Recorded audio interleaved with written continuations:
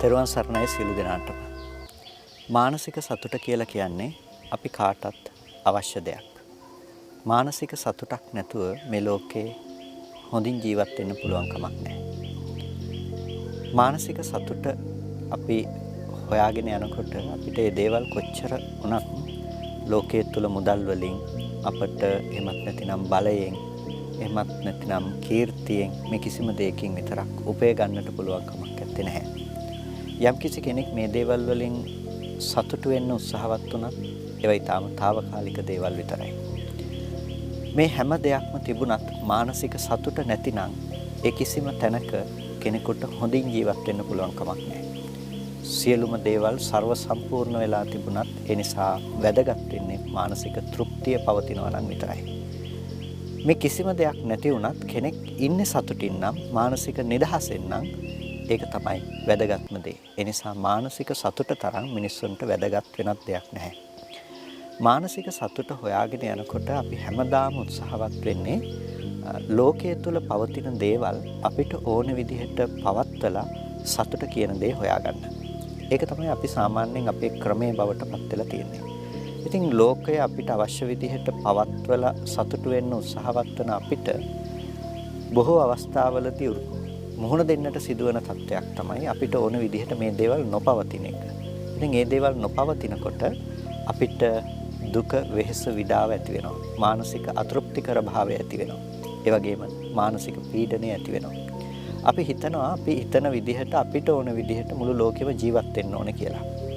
ඒ වික පොඩ්ඩක් හරි වෙනස් වෙනකොට ඒකෙන් අපිට දුක, වෙහෙස, විඩාව ඇති වෙනවානේ.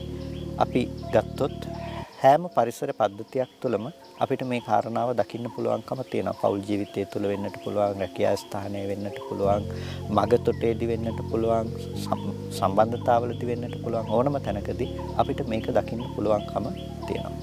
ඒ වගේම මේකත් එක්කම ගොඩනැගෙන දේ තමයි අපිට ඕන විදිහට අපි හිතන විදිහට ලෝකේ දේවල් සිද්ධ නොවෙනකොට ඒ තැන්වලදී අපිට ඇතිවෙන මානසික පීඩනය. ඒ කියන්නේ අපි බලාපොරොත්තු නොවන විදිහට දේවල් වලට අපිට මුහුණ දෙන්නට සිද්ධ වෙනකොට, අපි නොහිතන විදිහට දේවල් සිදු වෙනකොට අපිට ඒ තැන්වලදී ගොඩනැගෙන මානසික පීඩනය.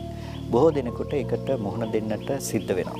ඉතින් ඒකට තමන්ගේ ඉන්න මට්ටම, ඒ වගේම තමන්ගේ හැකියාවන් මේ කිසිම දෙයක් සාධක බවට පත් වෙලා නැහැ.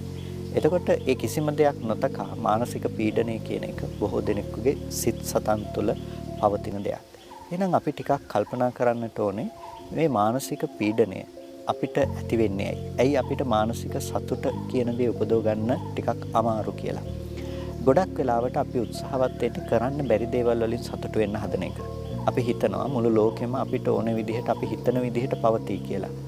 අපි බැනුම් නාහ ඉන්න උත්සාහවත් වෙන්නේ ලෝකෙම තියෙන කටවල් වහලා.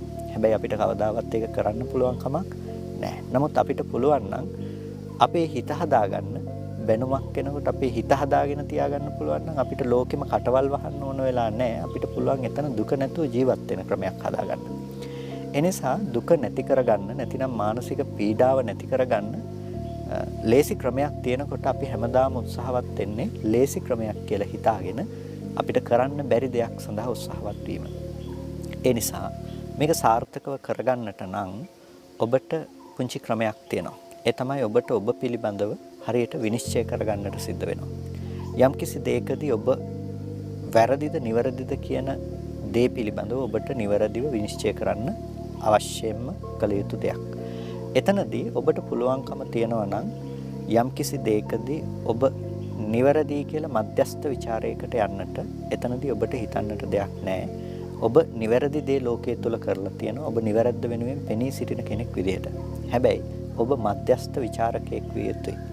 ඔබට ප්‍රශ්නයක් ඇති වුණ වෙලාවකදීත් ඔබ ඒ පිළිබඳව මානසිකව පොඩ්ඩක් පැත්තකට වෙලා ඒ දිහා බලාගෙන ඉන්න මධ්‍යස්ථ ਵਿਚාරකයෙක් බවට පත් විය යුතුයි. ඒ කියන්නේ ඔබ දෙපැත්තකින් හිතන්නට පුරුදු වෙන්නට ඕනේ. ඒ කියන්නේ අනිත් කෙනාගේ පැත්තෙනුත් ටිකක් ඒ ප්‍රශ්නේ දිහා ඒ කෝණයෙන්ුත් බලන්නට ඔබ මානසිකව පුරුදු වෙන්නට ඕනේ. ඔබ පරිණත පුද්ගලයෙක් බවට පත්වන්නට ඕනේ.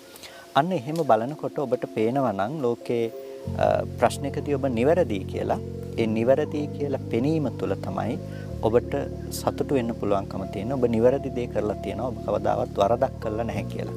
ඉතින් මුළු ලෝකෙම ඔබට ඇඟිල්ල දික් කරත් ඔබ දන්නවා නම් ඔබ නිවැරදි පුද්ගලයෙක් කියලා ඒ හොඳටම ප්‍රමාණවත් ඔබට සතුටින් ජීවත් වෙන්න. මොකද ඔබට ආත්ම විශ්වාසයක් තියෙනවා ඔබ කලේ නිවැරදි දෙයි කියලා. ඒ වගේම ඔබ වැරදි කියලා දෙයක් ඔබට හැඟෙනවා නම් ඔබ වහාම ඒක නිවැරදි කරගත යුතු වෙනවා නැවත ඒ බඳු දෙයක් සිදු නොකිරීම සඳහා. ඉතින් මෙන්න මේ විදිහට ඔබට පුළුවන් නම් ඔබේ ජීවිතය තුළ ඔබට ඔබේ පුද්ගලිකත්වය නැතිනම් ඔබේ ජීවිතය ගොඩනගා ගැනීම තුළින් ඔබට සතුට වෙන්න පුළුවන් නම් අන්න ඒක ඔබ අනිවාර්යයෙන්ම කළ යුතු වෙනවා. එතකොට ලෝකයක් සනසලා ලෝකයක් ඕන විදිහට තියලා සතුට හොයාගෙන යන කෙනෙක් වෙනුවට ඔබට පුළුවන් තමන්ගේ ගතිගුණ තුළ තමන්ගේ නිවැරදි පැවැත්ම තුළ සතුට වෙන කෙනෙක් බවට පත් වෙන්න. ලෝකයක් ඔබට විරුද්ධ වුණත් ඔබ නිවැරදි කියලා ඔබ දන්නවා නම් ඔබට පුළුවන් සතුටින් යුක්තව ජීවත් වෙන්න. එතකොට ඔබට මානසික පීඩනය ටිකෙන් ටික දුරු කරගන්නට පුළුවන් වෙයි. ඉතින් මේ මානසික පීඩනයේ එක පැතිකඩක් විතරයි. නමුත් ඔබට හැම මොහොතකම තිබිය යුතු දේ තමයි ආත්ම විශ්වාසය කියලා කියන්නේ. ඔබට ඔබ පිළිබඳව පූර්ණ විශ්වාසයක් තිබිය යුතුයි. ඔබ නිවැරදි දේ කරන, නිවැරදි විදිහට හිතන කෙනෙක් විදිහට. නිවැරද්ද කරන කෙනෙක්, නිවැරදි දේ හිතන කෙනෙක් විදිහට ඔබ කිසිම අවස්ථාවක පසුතැවිය යුතු නැහැ. මොකද ඔබ දන්නවා ඔබ කවදාවත් තවත් කෙනෙකුට වරදක් කරන්නේ නැහැ කියලා. ඒ නිසා ඒ ආත්ම විශ්වාසයෙන් යුක්තව කටයුතු කරන ඔබට කිසිම මානසික පීඩාවක් ඇති නොවේවි. ත්වන් සරණයි.